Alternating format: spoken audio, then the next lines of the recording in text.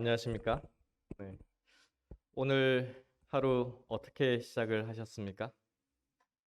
이 시간에 우리 모든 마음들이 성령 하나님께서 부드러운 마음으로 적셔 주시기를 간절히 바라겠습니다. 오늘은 새 사람을 입으라라는 주제로서 하나님의 말씀을 전해드리겠습니다. 먼저 우리 이번 집회의 주제와 관련된 성경절입니다. 에베소서 4장 13절에 있는 말씀인데요. 우리가 다 하나님의 아들을 믿는 것과 아는 일에 하나가 되어 온전한 사람을 이루어 그리스도의 장성한 분량이 충만한 데까지 이르리니. 모든 그리스도인들의 삶의 목표라고 한다면 우리가 어떻게 그리스도를 닮아갈까라는 목표를 다들 가지고 있습니다. 그리고 이 성경절을 통해서는 어떻게 그것이 가능한가를 보여주고 있는 성경절입니다. 이번 주제를 통해서, 이번 집회를 통해서 많은 하나님의 말씀들을 통해서 이 믿는 것과 아는 일이 어떻게 나와 하나님과 연합을 이룰 수가 있고, 그 연합이 인간과 인간, 우리 형제와 자매들 사이에 또한 사랑의 연합이 이루어질 수 있는가를 배우는 시간들입니다. 그리스도께 가까이 가는 성도들에게는 우리 예수님께서 아름다운 옷을 준비를 해주셨습니다. 그것이 바로 의의 옷이라고 합니다. 이 의의 옷은 예수님께 가까이 가는 자에게 하나님께서 주시는 것이고 우리가 그 옷을 입는 것입니다. 예수님께서는 성경절을 통해서 입으라라고 말씀을 주시고 있습니다. 같은 에베소서 4장에 보시면 4장 23절로 24절에 이런 말씀이 있습니다. 오직 심령으로 새롭게 되어 하나님을 따라 의와 진리의 거룩함으로 지으심을 받은 새 사람을 입으라. 입으라라고 명령을 하시죠. 근데 이 새 사람으로 입는 경험을 하기 위해서는 어떠한 그 길에 들어서야 합니까? 새 사람을 입으라라고 명령하실 때 어떻게 하여서 입으라라고 설명을 해주시고 계십니다. 먼저 심령을 새롭게 하는 경험, 그것이 이루어져야 하고요. 그리고 하나님을 따라서 의와 진리의 거룩함으로 지으심을 받는 경험, 즉 하나님께서 재창조를 해주시겠다라는 것입니다. 그래서 우리 사람으로서는, 인간으로서는 도저히 할 수 없는 것이에요. 우리는 창조주의 그 능력을 가지고 있지 않기 때문에. 그래서 성령을 통하여 그 성령의 가르침과 교훈에 따라서 예수님께로 더욱 가까이 가는 자들이 그 창조주이신 예수님께서 우리의 심령을 새롭게 하여 주시고 우리에게 의와 진리의 거룩함을 재창조해 주시고 그 아름답게 하얀 그 흰 세마포의 의의 옷을 준비해 주신다라는 것입니다. 그것이 예수님께로 가까이 가는 자들에게는 그 아름다운 옷을 입는 경험이 이루어질 것입니다. 그러면 그 의의 옷을 입은 자들은 바라보는 시각이 어떻게 변할까요? 이 세상과 눈에 보이지 않는 영적인 사물에 대해서 바라볼 때 어떤 마음의 변화가 일어날까요? 히브리서 11장 16절에 보시면 이런 말씀이 있습니다. 저희가 이제는 더 나은 본향을 사모하니 곧 하늘에 있는 것이라. 그러므로 하나님이 저희 하나님이라 일컬음을 받으심을 부끄러워 아니하시고 저희를 위하여 한 성을 예비하셨느니라. 이 땅에서의 삶이 하늘 성, 그 더 나은 본향, 하늘 본향을 가기 위한 여정길의 살고 있는 것이다 라는 것을 깨닫게 됩니다. 아브라함의 생애가 나그네의 생애였듯이 우리의 생애도 또한 이 땅은 나그네의 생애로서 살아가는 것입니다. 재림의 준비는 바로 이 땅에서 지금 이루어져야 합니다. 증언의 말씀에도 분명히 재림을 어떻게 준비해야 되는지에 대한 기록이 적혀 있습니다. 성경주석 7권 944페이지에 보면 이런 말씀이 있습니다. 하늘에 들어갈 준비를 하지 않은 사람이 하늘에 들어가는 일은 있을 수 없다. 하늘나라 신민의 후보자로 택하심을 받지 않은 어떤 한 사람이 하늘나라에 들어갈 만큼 성화되고 하늘나라에 살 만큼 적합하게 꼴쥐어지는 그런 일은 없다. 하나님은 더하기법의 계획에 따라 일해온 사람들을 택하신다. 이 땅에서의 우리 모든 성도님들의 그리고 저의 생애도 마찬가지입니다. 하늘에 들어갈 준비를 하는 시간 속에 살고 있는 것입니다. 그리고 하나님의 역사하시는 법은 곱하기 법이 아니요 더하기 법이다 라고 말씀을 주시고 있습니다. 더하기 법이라는 것은요 하나하나 차곡차곡 쌓이는 것입니다. 그렇죠? 어느 한순간에 뻥튀기처럼 확 늘어나는 것도 아니고요.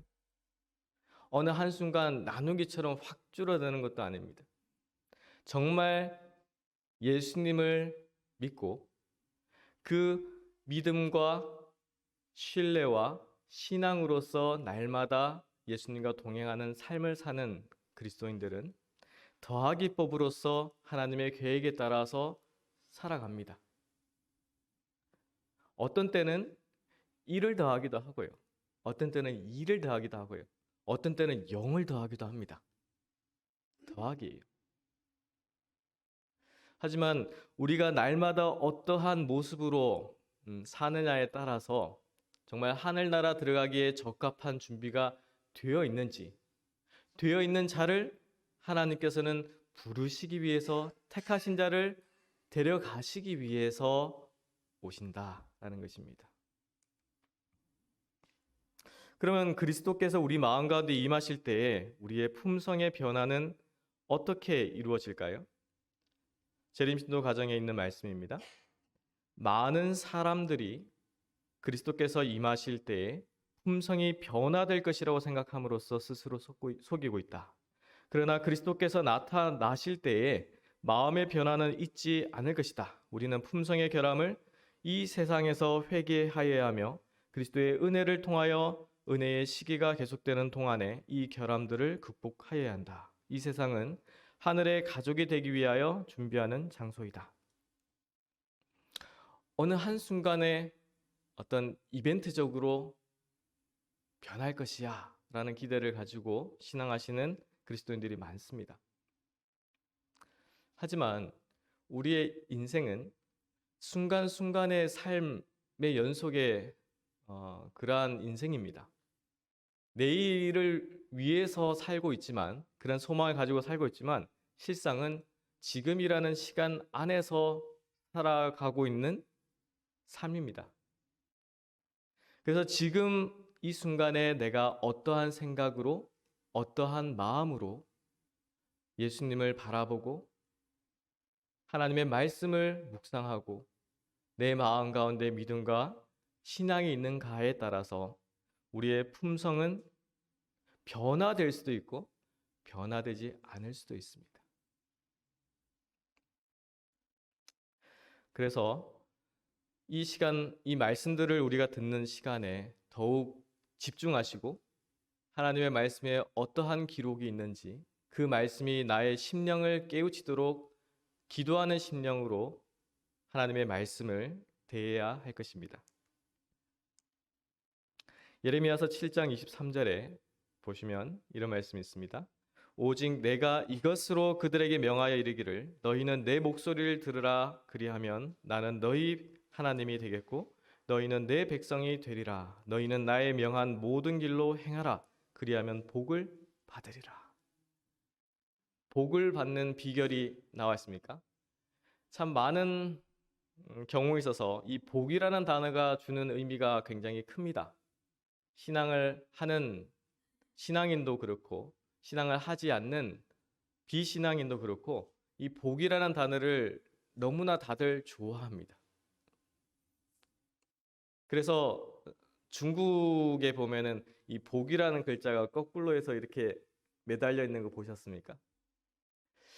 그 복이라는 한자를 보시면 저도 한자를 공부를 좀 더 해야 되는데요.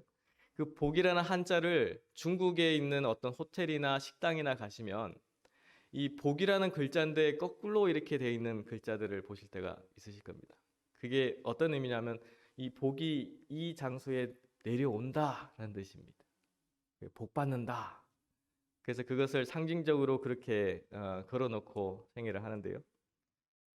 하지만 이 세상에서의 복은 어떤 물질적인 복입니다. 눈에 보이는 어떤 돈이 됐건 무엇이 됐건 그 복을 바라지만 우리가 하나님의 말씀을 통해서 배우고 아는 복은 그런 물질적인 복을 뛰어넘는 복입니다. 영생의 복입니다. 그래서 그 복을 받으라. 어떻게 받느냐? 나의 목소리를 들으라 했습니다. 그리고 어떻게 했습니까? 그 명한 모든 길로 행하라. 듣고 행하라. 이게 핵심입니다. 예수님께서 우리에게 가르쳐 주시는 복은 하나님의 말씀, 예수 그리스도의 말씀을 듣고 그 말씀에 순종해서 행하는 자가 복받는 자입니다. 하지만 우리가 그 복을 받고 가장 쉽게 그리고 자주 나타나는 우리 인체의 구조가 있는데요. 그게 바로 말입니다. 우리가 더욱 이 혀를 조심하고 주의해야 하는 이유가 바로 그것입니다. 왜냐하면 내가 아무런 의미 없이 했던 말이 나의 마음을 비춰주는 말이 됩니다. 내가 어떠한 품성을 가지고 있는지, 내가 어떠한 마음인지를 표현하는 것이 바로 이 말입니다. 증언의 말씀에 보면 이런 기록이 있습니다. 진리를 받아들인 후에도 말이나 행동과 의복과 환경 가운데 어떤 변화도 보이지 않는 자들은 그리스도를 따라 사는 것이 아니라 자신을 따라 사는 것이다. 그들은 순결과 거룩함으로 그리스도 안에서 재창조되지 않았다. 더욱 주의를 해야 될까요? 우리가 얼마나 불필요한 말들, 서로 간에 상처를 주는 말들, 아니면 깨끗하지 못한 의복들, 행동들, 그것으로 물론 사람에게도 상처를 줍니다. 형제 자매에게도 상처를 줍니다. 하지만 더 큰 상처는 우리가 믿는 하나님께 욕보이는 꼴이 되는 것입니다. 복음을 전하는 자는 이 복음을 전하는 자의 행동과 태도를 가지고 있어야 합니다. 아무리 말씀이 거룩하고 그 말씀에 힘과 능력이 있다 할지라도 그 힘과 능력이 말씀을 전하는 자를 통해서 울려 퍼질 때에 그 말씀을 전하는 자가 그러한 태도와 마음이 되지 않으면 하나님의 말씀에는 하나님의 능력이 더해지지 않습니다. 그래서 우리는 정말 내 스스로 그리스도의 의의 경험 가운데 있다면 우리는 내 말과 행동과 의복과 생애를 다시금 점검해야 합니다. 그래서 그 점검하기 위해서 지금 이 시간에도 하나님께서 우리에게 말씀을 주시는 것입니다. 새로운 마음, 새로워진 마음 속에는 이 원칙이 있습니다. 재창조된 우리의 마음에는 하나님께서 세우신 원칙이 있습니다. 그것이 교회증언 2권 488페이지에 설명을 하고 있는데요. 새로워진 마음 속에는 하나님의 뜻을 순종하고자 하는 확고한 원칙이 있게 될 것이다. 왜냐하면 바르고 선하며 거룩한 것을 사랑하는 마음이 있기 때문이다. 머뭇거림이나 기분을 따진다거나 편리를 생각한다거나 남들이 하는 것을 보고 움직이는 일 등이 없을 것이다. 모든 사람들은 스스로 살아가야 한다. 신앙을 하다 보면 어느 순간 우리의 마음이 정체될 때가 있습니다. 뭔가 확실함이 사라진다고 할까요? 그러한 경험들도 아마 하셨을 것입니다. 근데 그러한 경험 가운데 있을 때 내 마음을 좌우하는 것이 무엇입니까? 어떤 기분, 어떤 사람들의 시선, 어떤 사람들이 어떻게 나를 판단할까 하는 것. 그리고 무엇보다도 내 자신이 얼마나 편한가 편하지 않는가. 그러한 마음 가운데 들어갑니다. 근데 그러한 마음 가운데 들어갈 때 슬프게도 그러한 마음, 그러한 상태에 들어간 것이 왜 그렇다라고 생각하십니까? 왜 그럴까요? 우리가 예수님께로 더 가까이 나아가면 나아갈수록 그 빛은 더욱 뚜렷하게 보일 것이고 확고한 원칙 가운데서 생애할 것이고 다른 어떠한 사람들의 목소리보다도 하나님의 말씀에 하나님의 음성이 무엇인가를 더욱 깊이 들으려고 할 것인데 왜 주변의 어떤 판단이나 아니면 환경이나 기분이나 왜 여기에 자꾸 마음이 갈팡질팡 내가 예수님을 믿는가 아닌가 정말 이 교회에서 신앙을 제대로 하는가 아닌가 그런 갈등 가운데 있게 될까요? 왜냐하면 우리가 하나님의 뜻이 무엇인지 내가 내 마음 가운데 확고한 원칙으로서 예수 그리스도를 올바르게 바라보고 있는지 아닌지 거기에 대한 해답을 스스로 찾지 못하기 때문입니다. 그래서 자꾸 마음이 갈팡질팡합니다. 사람을 봅니다. 그래서 어떤 새로운 뭐가 없나라고 이렇게 찾아봅니다. 아니면 다른 형제나 자매들의 어떤 흠이나 점이나 어떤 불평이나 불만이나 아니면 어떤 좀 부정적인 어떤 생각을 불러일으키는 논쟁이나 그런 것을 좋아합니다. 거기에서 위안을 찾으려고 합니다. 마음에. 근데 그 모습이 다시금 타파되어야 되고 그리스도께로 돌아가야 됩니다. 그것이 바로 회개입니다. 우리의 심령 가운데에 회개하는 심령으로 그리스도께 돌아가지 않는다면 우리는 아무런 희망이 없습니다.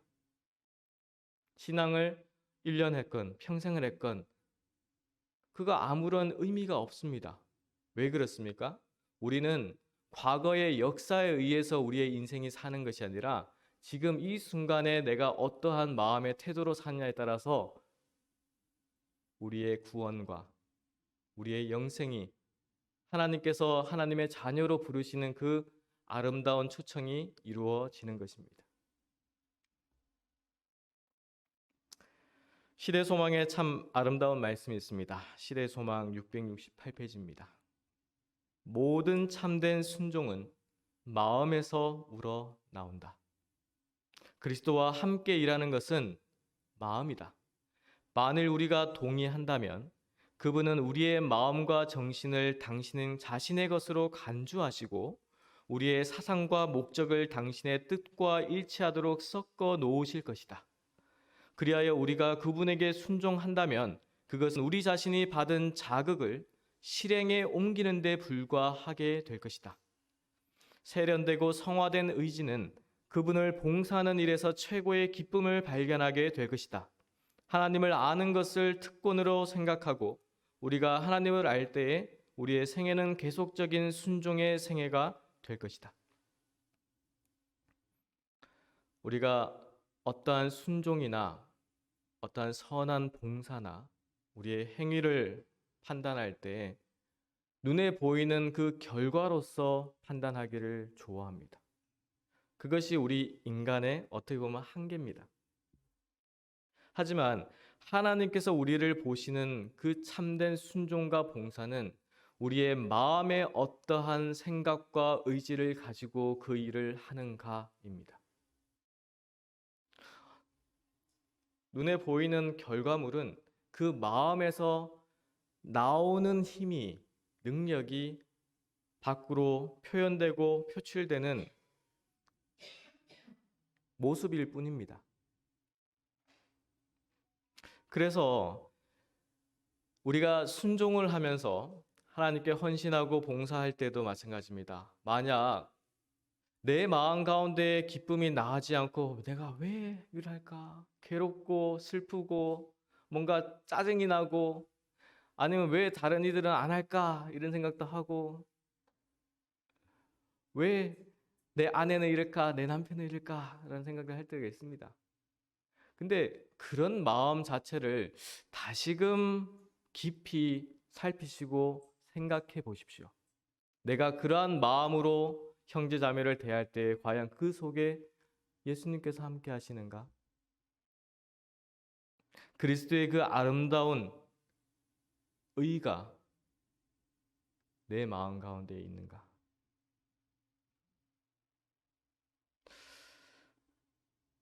하나님의 말씀 가운데서 그 말씀에 순종하고 복종하고 헌신하고 봉사할 때 우리는 이 세상에서 누리지 못하는 기쁨을 누립니다. 그 기쁨을 발견하는 것이 그리스도인들에게는 복이에요. 그 복을 경험해야지만 그 순종과 봉사와 헌신은 계속될 수가 있습니다. 그냥 우르르 와 이렇게 해서 이 사람도 하니까 나도 와, 이렇게 하는 것이 아닙니다. 내 마음 가운데에 나에게 힘을 주시고 능력을 주시고 그러한 의지를 또 주님 앞에 맡길 때에 그러한 기회가 될 때에 자연스럽게 하나님 앞에 순종하고 봉사하고 헌신하는 것입니다. 그래서 옆에 한 사람이 있던 두 사람이 있던 뭐 없던 나는 그리스도 안에서 기쁨을 누리는 것입니다. 그것이 하나님께서 원하시는 순종입니다. 근데 그런 말씀의 진리를 너무나 잘 알고 있어요. 근데 내 마음 가운데서는 뭐가 생깁니까? 투쟁이 생깁니다. 날마다 전쟁이 생깁니다. 갈라디아서에도 그 말씀이 또 기록되어 있어요. 갈라디아서 5장 17절 말씀을 보면요. 육체의 소욕은 성령을 거스리고 성령의 소욕은 육체를 거스리나니 이 둘이 서로 대적함으로 너희의 원하는 것을 하지 못하게 하려 함이니라. 그렇습니까? 너무나 진리의 말씀이에요. 그 모든 일들을 순종하는 마음으로 행하고자 할 때 어느 한순간에는 또 갈등이 생깁니다. 그렇죠? 내가 이것을 하는 것이 옳은가? 하지 않는 것이 옳은가? 내가 굳이 해야 되나? 안 해도 되지 않을까? 아니면 다른 이에게 우리 형제 자매에게 자꾸 기대를 합니다. 나는 이렇지만 옆에 있는 형제나 자매 아니면 내 가족, 내 남편이나 내 아내가 이렇게 좀 해주면 어떨까? 그렇게 기대를 합니다. 근데 그 모든 모습이요. 사실은 하나님께서 우리 각자의 마음을 비추도록 하시는 경험입니다. 그래서 그 모든 경우를 당신 탓이요, 내 탓이 아니요 라고 생각하지 마시고요. 그 모든 경우를 왜 하나님께서 나에게 이러한 순간에 이러한 시험이나 어떤 환경이나 그 사람을 통해서 이런 마음이 들게 하셨을까? 이 시험에서 이 순간에서 내가 무엇을 경험하고 무엇을 배우고 다시금 그리스도께 무엇을 회개해야 하는가? 그런 시각으로 바라보면 좀 어떨까요? 그러면 내 마음으로부터 입으로 나오는 그 말이 한번 필터링이 되어서 나오지 않을까요? 그것이 그리스도의 의의 옷을 입은 자들의 모습이 아닐까요?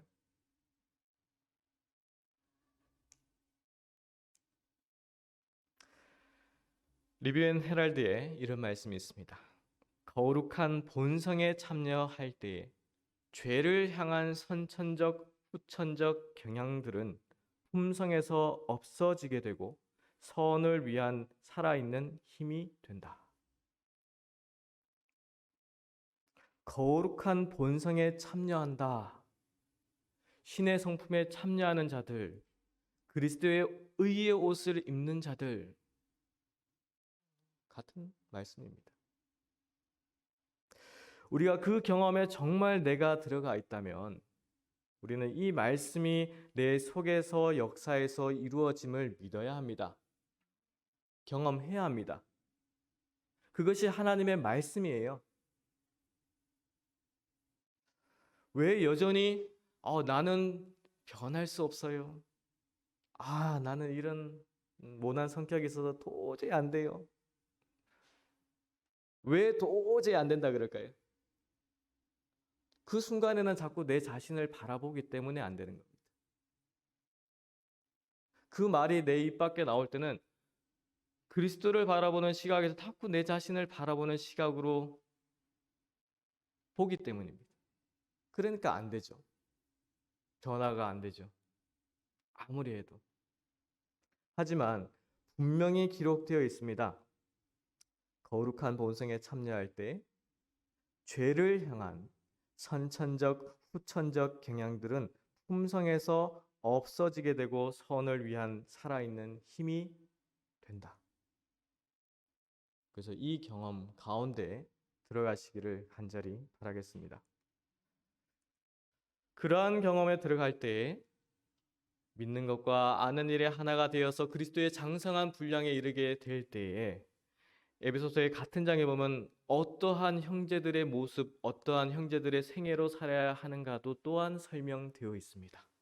그것이 에베소서 4장 25절인데요. 그런즉 거짓을 버리고 각각 그 이웃으로 더불어 참된 것을 말하라. 이는 우리가 서로 지체가 됨이니라. 그 입에 거짓이 없이 진실되게 모든 일에 있어서 하나님의 뜻에 순종해서 말하고 행동하고 생애하게 됩니다. 구별됩니다. 그리고 서로가 지체가 된다라고 했습니다. 우리 모두는 그리스도 안에서 형제요, 자매요, 가족입니다. 지체입니다. 그러면 그 지체가 될 때에 어떠한 지체가 되기를 원하십니까? 내가 머리가 되기를 원하십니까? 자, 어떠한 지체는 너 나 따라와. 이게 옳으니까 따라와. 따라와. 이게 좋아. 따라와. 그럽니다. 근데 경험 가운데서 아마 경험을 많이 해보셨을 겁니다. 강하게 땡기면 땡길수록 어떻게 됩니까? 작용 반작용의 원칙처럼 강하게 땡기면 강하게 반발해요. 그래서 우리가 서로가 지체가 되기 위해서는요, 필요한 것이 있습니다. 증언의 말씀에도 기록되어 있는데 바로 예절입니다. 예절. 그 그리스도의 사랑의 예절입니다. 예절은 성령의 은사 중 하나이며 하늘의 속성이다. 천사들은 결코 흥분으로 대하지 않으면 서로 질투적이거나 이기적이나 투기하지 않는다. 거칠고 불친절한 말들은 저들의 입에서 결코 새어나오지 않는다. 그러므로 만일 우리가 저들의 동료가 되어야 한다면 우리도 역시 정면되고 예의 있게 있어야 할 것이다. 어떤 경우에는요, 이것이 부족한 경우들이 참 많아요. 저도 그런 경험 가운데 들어갈 때가 있습니다. 그래서 그 실수나 잘못으로 인해서 그 형제나 자매가 상처받는 경우가 있어요. 그래서 또 용서를 구합니다. 그리고 다시금 또 생각합니다. 그래서 이 예절이라는 것이요. 특히 가까이 있는 이에게 그 예절이 필요합니다. 저도 자주 실수하는 것이 바로 제 가족에게, 아내나 자녀들에게 이 예절을 깜빡할 때가 있어요. 그냥 아버지로서 아니면 남편으로서 이렇게 하면 되겠지라고 생각하고 막 이끕니다. 근데 나중에 시간 지나고 나서 보면요. 오히려 억지로 하는 모습 가운데서 그 얼굴 표정을 보면 전혀 그 가운데 기쁨이 없어요. 즐거움이 없어요. 그냥 억지로 합니다. 과연 하나님께서 우리를 보실 때도 그러한 마음을 보시기를 원하실까요? 억지로 하는 가운데 억지로 서로 간에 눈치를 보면서 하는 봉사나 헌신, 그거 보기를 원하실까요? 저는 제가 믿는 하나님은 그렇지 않다라고 생각합니다. 정말 그리스도 안에서 하나의 지체가 되고 가족이 되는 그 과정 중에서는요. 분명히 필요한 것이 서로가 서로를 존중하고 존경하고 예의를 가지는 것이 중요합니다. 그리고 표현할 때도 그러한 정련되고 예의가 있는 방식으로 말을 하고 행동하고 표현하는 것이 중요합니다. 그것이 완전한 온전한 우리 형제들 사이에서 연합을 이룰 수 있는 하나의 동기가 될 것입니다. 그러한 마음으로서 우리가 생애를 한다면 이 에베소서 4장 32절에 있는 말씀이 이루어질 것입니다. 서로 인자하게 하며 불쌍히 여기며 서로 용서하기를 하나님이 그리스도 안에서 너희를 용서하심과 같이 하라. 용서받는 것이 쉽습니까? 용서하는 것이 쉽습니까? 용서받는 것이 쉬울까요? 용서하는 것이 쉬울까요? 용서받는 거는 그냥 기다리면 돼요. 예. 그리고 그 형제가 언제 용서를 할지는 우리가 모르는 거잖아요. 그리고 그 일이 어떤 뭐 잘못이 있었는지도 우리가 모를 때도 있어요. 그렇죠? 그래서 가다 보면 갑자기 어떤 형제가 와서 자매가 와서 내가 그때 일 미안하다. 용서해 달라. 라고 하면 어? 기분이 좋습니다. 그렇죠? 그렇지만 용서하는 것은요. 어떻습니까? 내가 어떠한 잘못이 있다는 것을 내 속에서 알고 있어요. 그렇죠? 그리고 이렇게 살핍니다. 타이밍을 살핍니다. 그 형제나 자매에게 언제 용서할까? 그리고 용서하러 가기 전에 항상 꼭 기도하고 갑니다. 주님, 지금 이 시간에 이 타이밍에 용서를 구하는 것이 좋을까요? 기도하고 갑니다. 굉장히 고심하고 고민하고 용서하러 갑니다. 근데 예수님께서 우리에게 주시는 말씀은 뭡니까? 용서하기를 서로 용서하라 라고 했습니다. 용서받으라가 아니고요. 용서하라. 하나님이 그리스도 안에서 너희를 용서하심과 같이 하라. 이것이 마가의 다락방에 이른비 성령을 받기 전에 이루어졌던 성도들의 모습이었습니다.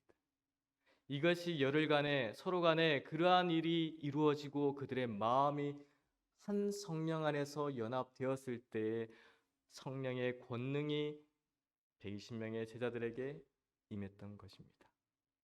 우리도 또한 필요한 것이 바로 이러한 심령입니다. 마음입니다.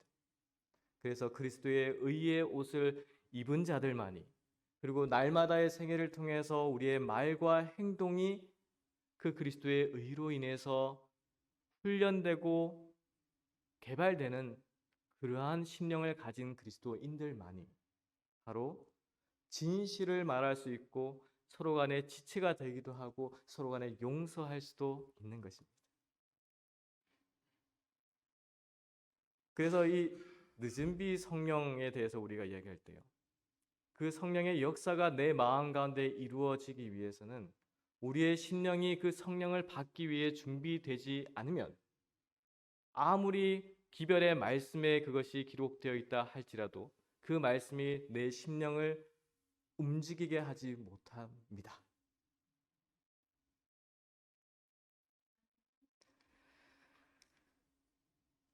로마서 12장 9절로 11절 말씀입니다.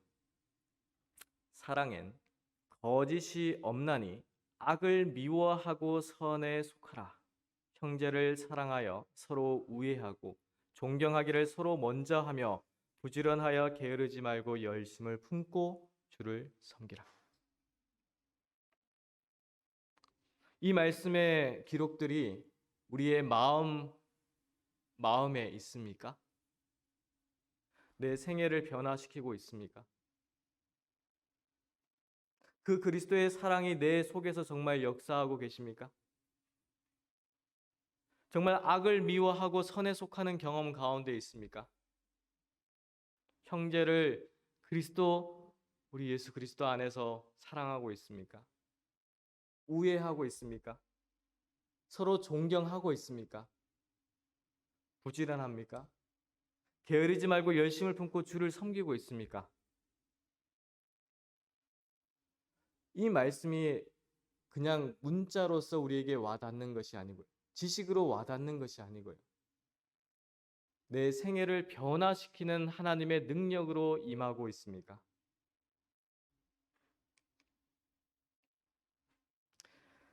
산상복음 20페이지에 이런 말씀이 있습니다. 성령께서 그대에게 진리를 제시해 줄 때 그대는 가장 가치 있는 경험을 쌓게 될 것이며 그대에게 계시된 위로되는 것들을 다른 사람에게 알려주고자 갈망하게 될 것이다.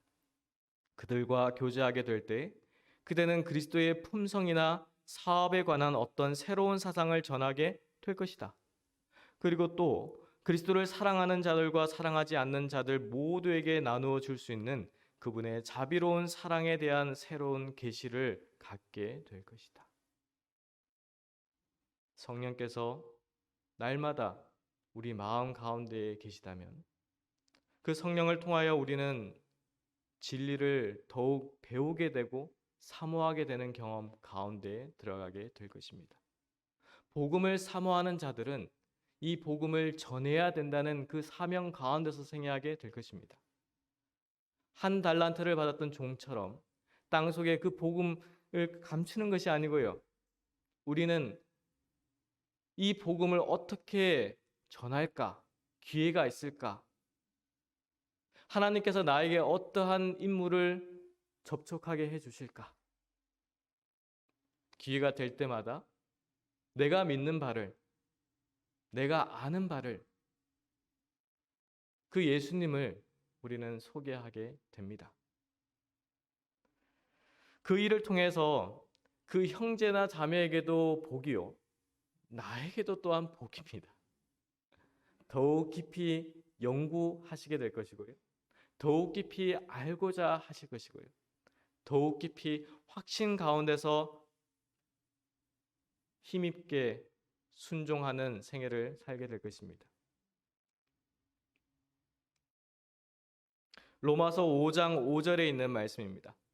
소망이 부끄럽게 아니함은 우리에게 주신 성령으로 말미암아 하나님의 사랑이 우리 마음에 부은 바 됨이니.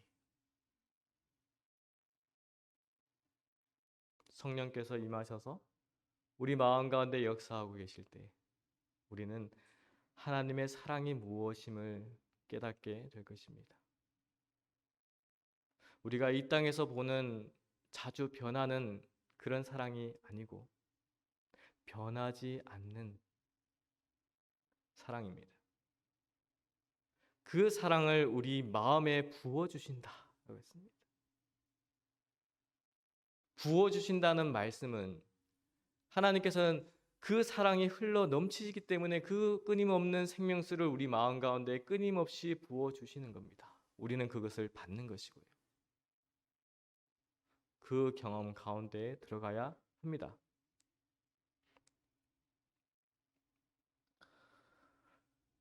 증언의 말씀에 또 이런 기록이 있습니다. 입혀주신 그분의 의를 받아들임으로 성령의 변화시키는 능력을 통해 우리는 그분과 같이 변화된다. 입혀주신 의, 칭의라고 하죠. 그 칭의의 경험을 통해서 성령께서 우리 마음 가운데 임하실 때 그 변화시키는 능력에 의해서 우리는 그분과 같이 변화된다. 그분이 누굽니까? 예수님과 같이 변화된다.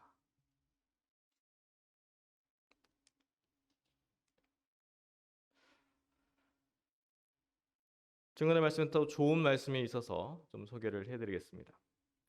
그리스도께서는 심장에 피를 공급해 주시며 성령께서는 신경에 힘을 주신다. 활기 있는 소망으로 태어나서 새로운 본성에 살리는 능력을 부여받음으로 그 영혼은 계속 더 높이 올라갈 수 있게 된다. 우리의 심장에 그리스도의 피가 공급되고 우리의 신경에 성령께서 힘을 보태주시면 그것이 바로 임마누엘의 생애입니다. 그 생애 가운데서 들어갈 때 하나님의 생명이 내 속에서 역사하기 때문에 우리는 활기 있는 소망 가운데서 태어나서 활동하는 것입니다. 전혀 다른 성질입니다. 내가 예수 그리스도를 내 마음 가운데 모시기 전과 모신 후에 그분의 피가 내 심장에 흘러넘칠 때, 그 성령이 내 신경에 힘을 보태줄 때 그 생애와 마음과 품성의 모습은 전혀 반대의 모습으로 변화됩니다.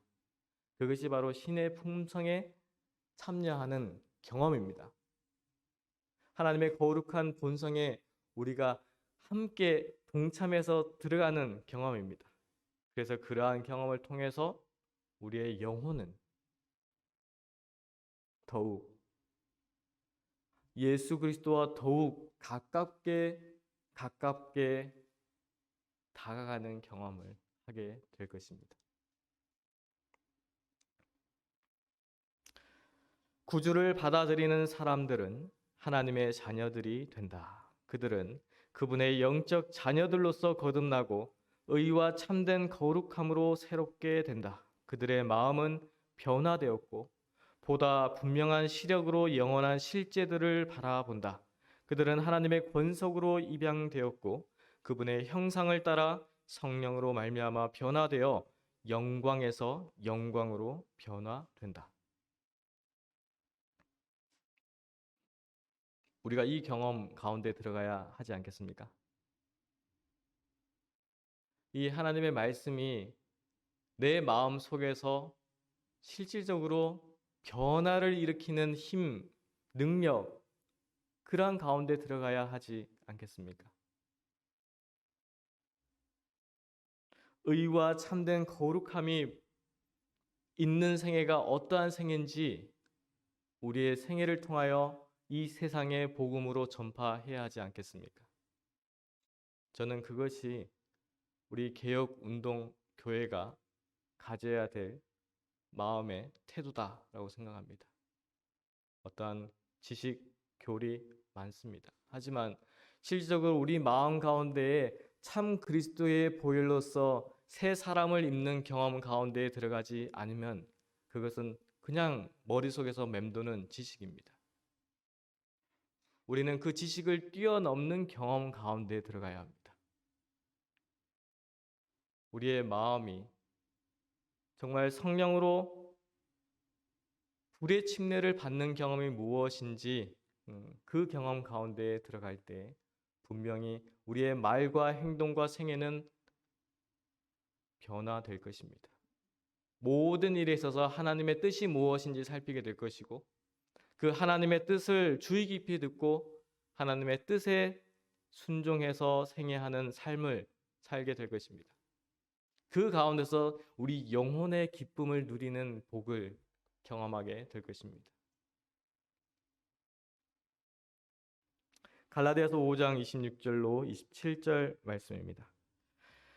너희가 다 믿음으로 말미암아 그리스도 예수 안에서 하나님의 아들이 되었으니 누구든지 그리스도와 합하여 침례를 받은 자는 그리스도로 옷 입었느니라. 그리스도와 합하여 침례를 받고 그리스도의 옷을 입는 경험 가운데서 하루하루 생애하시기를 간절히 바라겠습니다. 마지막으로 우리 기억절 말씀 에베소서 4장 23절 24절에 있는 말씀을 다시금 들려드리겠습니다. 오직 심령으로 새롭게 되어 하나님을 따라 의와 진리의 거룩함으로 지으심을 받은 새 사람을 입으라. 장차 오실 예수님의 재림이 너무나 심이나 가깝습니다. 그 재림이 올 때에 우리 모든 이 자리에 있는 성도들과 방송으로 보는 모든 성도들과 그리고 각 처소에 있는 남은 백성들이 이 계시록서 22장 20절 말씀을 우리의 입술로서 증거하는 그 시간을 소망하며 하루하루 생애하시기를 바라겠습니다. 내가 진실로 속히 오리라 하시거늘 아멘. 주 예수여 오시옵소서. 우리가 이 말씀이 하루빨리 이루어지기를 소망하며 승리하시고 이겨내시고 인내하시고 더욱 확신을 가지고 믿음 안에서 믿음으로 영광에서 영광으로 예수님께로 더욱 가까이 나아가시는 성도들이 되시기를 바라면서 이 시간 말씀을 마치도록 하겠습니다.